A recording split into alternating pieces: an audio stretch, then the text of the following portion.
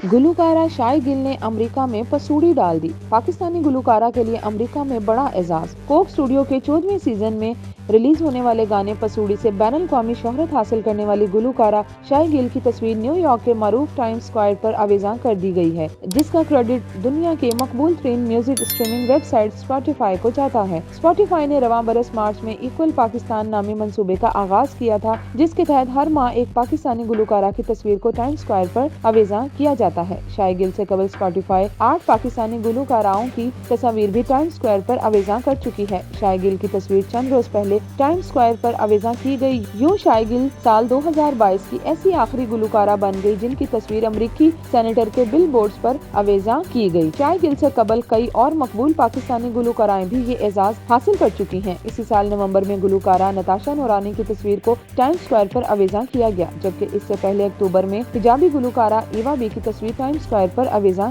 की गई थी। इस मंसूबे के तहत सितंबर में गुलूकारा मोमिना मुस्तहसन की तस्वीर को टाइम्स स्क्वायर पर आवेज़ां किया गया था। इस सिलसिले की कड़ी के तहत अगस्त में नाजिया हसन की तस्वीर को सिंगर ऑफ द मंथ के तौर पर इक्वल पाकिस्तान मंसूबे के बैनर तले टाइम्स स्क्वायर पर आवेज़ां किया गया। नाजिया हसन से कबल जुलाई 2022 में गुलूकारा नताशा बेग और जून में गुलूकारा जोहा की तस्वीर को टाइम्स स्क्वायर पर आवेज़ां किया गया था।